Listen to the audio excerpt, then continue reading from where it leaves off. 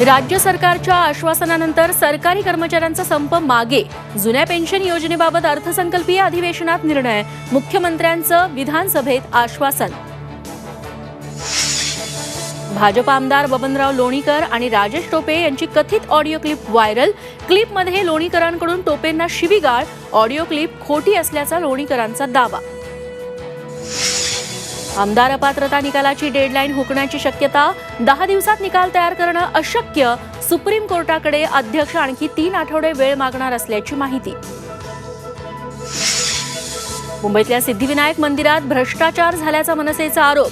आदेश बांदेकरांनी पैसे खाल्ल्याची मनसे उपाध्यक्ष यशवंत किल्लेदारांची तक्रार. संसदेतल्या घुसखोरी प्रकरणी लोकसभा सचिवालयाचे 8 कर्मचारी निलंबित. तर संसदेच्या सुरक्षेवरून विरोधकांचा लोकसभेत गोंधळ. 14 खासदारांचंही निलंबन. महादेव ॲप प्रकरणाची ईडीकडून चौकशी सुरू. विधानसभेतील चर्चेदरम्यान गृहमंत्री देवेंद्र फडणवीसांचं उत्तर. ॲपशी संबंधित बिल्डरचे दाऊदशी संबंध असल्याचाही दावा.